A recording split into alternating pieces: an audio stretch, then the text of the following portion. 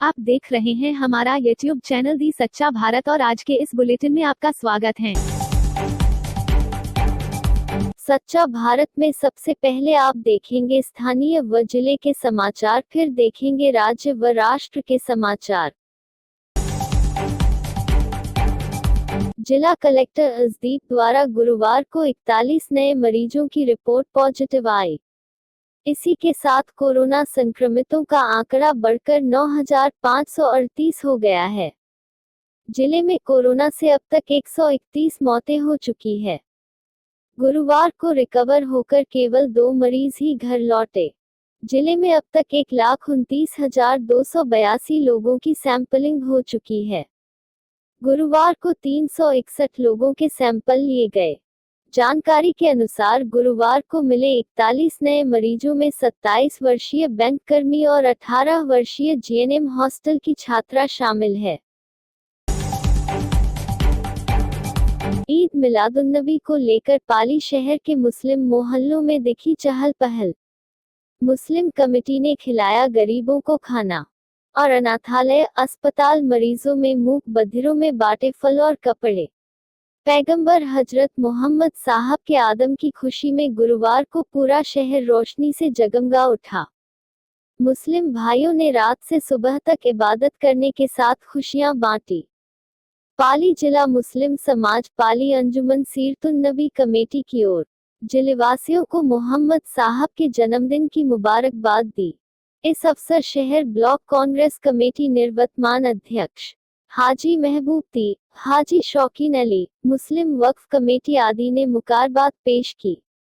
आज मुस्लिम कमेटी द्वारा इंदिरा रसोई में गरीबों के साथ खाना खाया और कमेटी द्वारा अस्पताल में मरीजों को फल बांटे। अतिक्रमण को लेकर स्थानीय लोगों ने किया विरोध। डीओसी टीम को दी सूचना।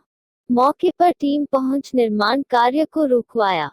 वार्ड न 1 हाउसिंग बोर्ड का मामला।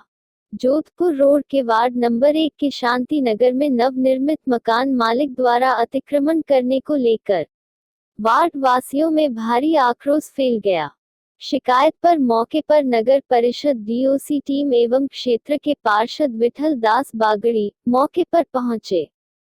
मामले की जानकारी लेते हुए कहा कि उनके वार्ड क्षेत्र के आशापूर्णा टाउनशिप, शांति नगर, शास्त्री नगर, सम्राट कॉलोनी आदि मोहल्ले वासियों की लगातार शिकायत आ रही थी कि मुख्य मार्ग पर सड़क पर अतिक्रमण हो रहा है एवं इस क्षेत्र में 3 स्कूलें भी है। बड़े वाहन लगातार निकलते रहते हैं।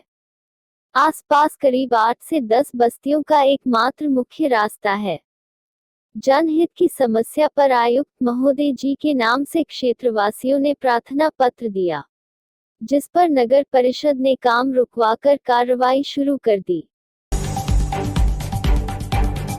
ऑपरेशन आवाज प्रतियों का जिला कलेक्टर व पुलिस अधीक्षक ने किया विमोचन। पुलिस मुख्यालय के निर्देशानुसार चलाए जा रहे ऑपरेशन आवाज के तहत पुलिस अधीक्षक महोदय पाली की पहल पर एक निर्देशिका आमजन में महिलाओं बच्चियों के मान सम्मान बढ़ाने व उनकी सुरक्षा संबंधी सावधानी बरतने तथा युवाओं को महिलाओं के कानून की जानकारी देने के उद्देश्य से तैयार करवाकर आज जिलाधीश महोदय पाली व पुलिस अधीक्षक महोदय पाली द्वारा विमोचन किया गया है। इसकी पालना में प्रत्येक बीट में 12 नवंबर तक अपनी बात कार्यक्रम आयोजित किया गया। डोडा तस्करी के खिलाफ रायपुर पुलिस की तीसरी बड़ी कामयाबी। एम्बुलेंस में 757 किलोग्राम डोडा पोस्ट किया बरामद। चालक गिरफ्तार, एक तस्कर फरार। रायपुर पुलिस ने डोडा पोस्ट की बड़ी खेप को पकड़ने में कामयाबी पाई। त्योहार के मद्देनजर मादक पदार्थ के खिलाफ जिला पुलिस अधीक्षक के आदेशानुसार बरपिंडवाड़ा 4 लेन पर नाकाबंदी के दौरान रायपुर थाना अधिकारी मनोज राणा मई टीम को एम्बुलेंस में 40 कट्टों में रखी 757 किलोग्राम डोडा पोस्ट बरामद की। पुलिस ने मीडिया को जानकारी देते हुए बताया कि अब डोडा तस्करी का नया तरीका इजाद किया है। अब तक लग्जरी कारों में डोडा पोस्ट की खेप तस्करी करने वाले अब तस्कर एम्बुलेंस का प्रयोग करने लगे हैं। श्रीगंगानगर में बंद दुकान में लगी आग, आधे घंटे बाद पाया गया काबू। श्रीगंगानगर जिले के गुरु नानक चौक पर गुरुवार रात एक किराना की दुकान में आग लग गई। साथ ही दुकान में पटाखे रखे गए थे, लेकिन गनीमत रही कि रात को जिस समय आग लगी उस समय दुकान बंद थी। दुकान के साथ एक साइड में बने मकान में दुकानदार और उसके परिवार के सदस्य रहते हैं, जिस पर आग की भनक लगते ही वे लोग सुरक्षित बाहर निकल गए। जानकारी अनुसार फायर ब्रिगेड की 3 दमकल ने आग पर आधे घंटे में काबू पाया।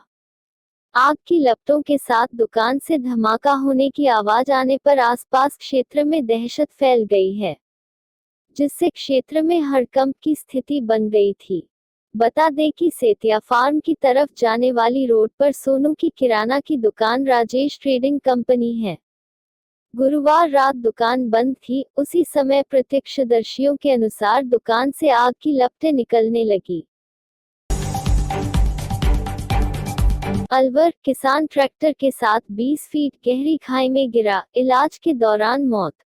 अलवर शहर के उद्योग नगर थाना क्षेत्र के अंतर्गत गुरुवार शाम सालपुरी गांव में एक खेत की जुताई करते समय युवा किसान ट्रैक्टर सहित 20 फुट गहरी खाई में गिर गया, जिससे वह गंभीर रूप से घायल हो गया। उद्योग नगर थाना पुलिस को सूचना मिलने पर पुलिस मौके पर पहुंची और ट्रैक्टर सहित युवक को जेसीबी से बाहर निकाला गया। इसके बाद युवक को उपचार के लिए अलवर के राजीव गांधी सामान्य चिकित्सालय में भर्ती कराया गया, जहां उसकी देर रात इलाज के दौरान मौत हो गई। पुलिस के द्वारा शव का पोस्टमार्टम कराकर परिजनों को सुपुर्द कर दिया। वहीं पुलिस द्वारा मामले की जांच की जा रही है। अलवर शहर के उद्योग नगर थाने के सहायक उप निरीक्षक नाहर सिंह ने बताया कि मृतक रोहिताश जाटव निवासी सालपुरी का रहने वाला था। वह अपने खेत में ट्रैक्टर से जुताई कर रहा था। अचानक वह ट्रैक्टर सहित खेत के बगल में स्थित 20 फुट गहरी खाई में जा गिरा, जिसकी परिजनों द्वारा पुलिस को सूचना दी गई। सूचना मिलते ही पुलिस मौके पर पहुंची। सच्चा भारत में नियमित देखिए मध्याह्न में लंच ब्रेक न्यूज एवं रात्रि में डिनर ब्रेक न्यूज। नीतीश ने तेजस्वी पर साधा निशाना, 10 लाख को क्यों 1 करोड़ को दे दो रोजगार, लेकिन पसिबा कहां से लाओगे। पश्चिमी चंपारण में नीतीश कुमार ने ताबड़तोड़ कई सभाएं की। वाल्मीकिनगर और सिकटा के बाद नरकटियागंज में सभा की। हर सभा में कहा कि चंपारण सत्याग्रह की भूमि है। हमारा संबंध इस धरती से पुराना है। बापू की इस कर्मभूमि से ही हमने कई कार्यों की शुरुआत की। नरकटियागंज में बोले, हमने कहा था कि अपराध, भ्रष्टाचार और सांप्रदायिकता को कभी बर्दाश्त नहीं करेंगे। हमने इस पर काम करके दिखाया। उन्होंने अपनी उपलब्धियों को गिनाकर एक बार फिर से मौका देने की अपील की। वहीं सिकटा में तेजस्वी पर फिर तंज कसा।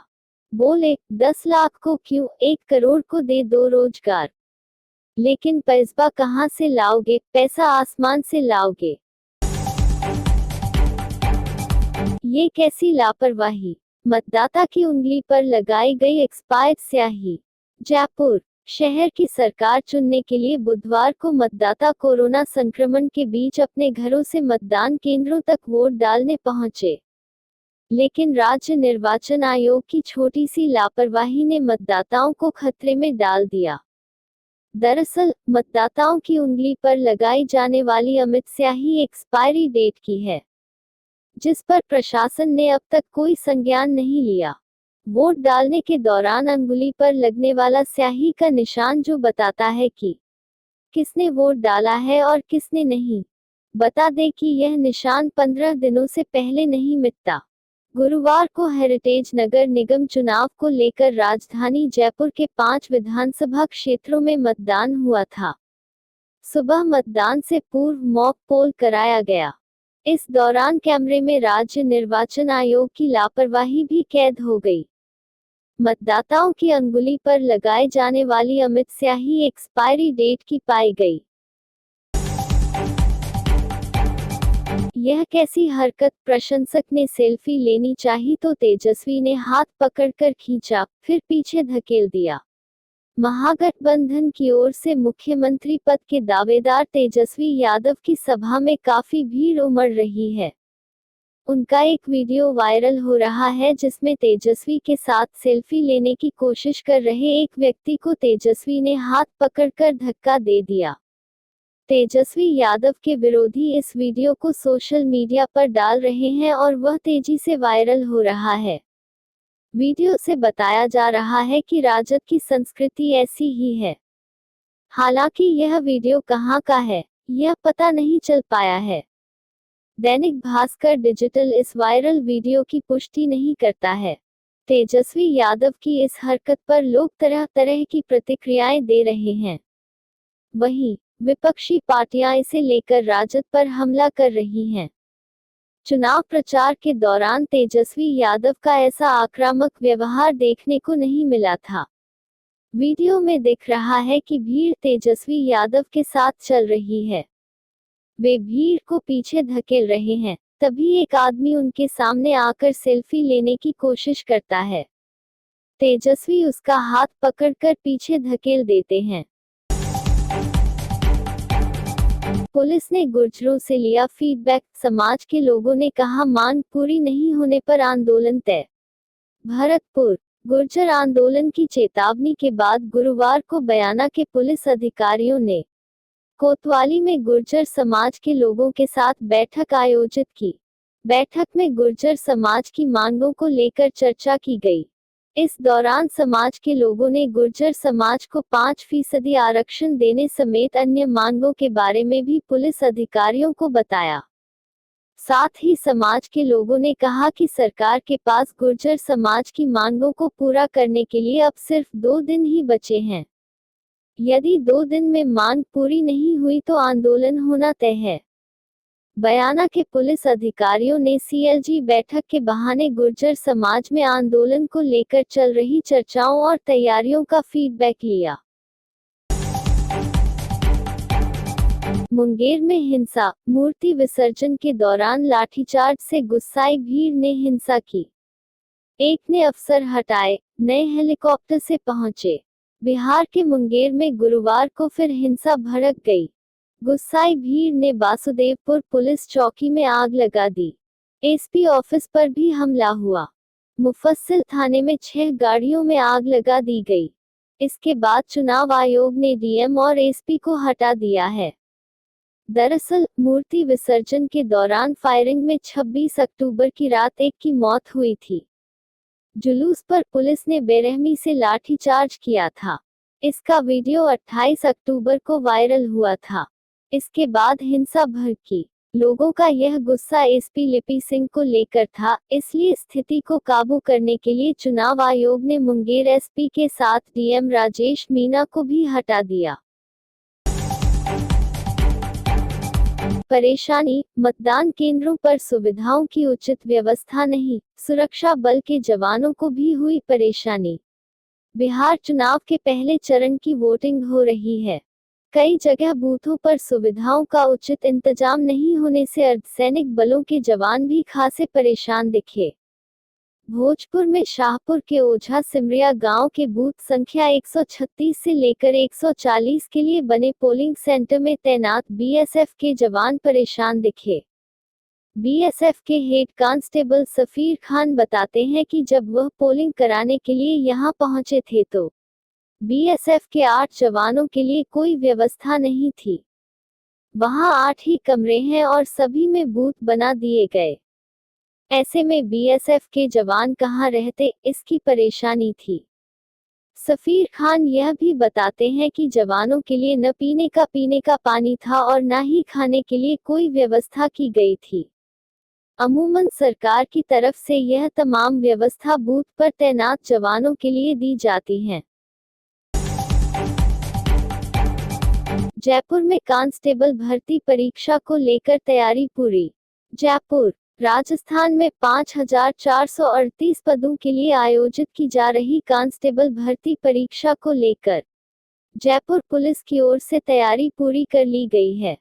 पुलिस के आला अधिकारियों की तरफ से तमाम परीक्षा केंद्रों का जायजा लिया गया है। इसके साथ ही परीक्षा केंद्र में सुरक्षा के लिए तैनात किए जाने वाले पुलिस जाब्ते को भी बारीकियों के साथ ब्रीफ किया जा चुका है।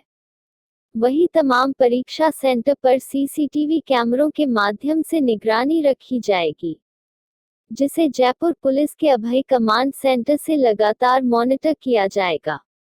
Additional police commissioner law and order Rahul Prakash ने बताया कि 6, 7 और 8 नवंबर को आयोजित की जाने वाली कांस्टेबल भर्ती परीक्षा को लेकर सभी तैयारियां पूरी कर ली गई है। और ऐसे ही नए अपडेट पाने के लिए द सच्चा भारत चैनल को सब्सक्राइब कीजिए। धन्यवाद।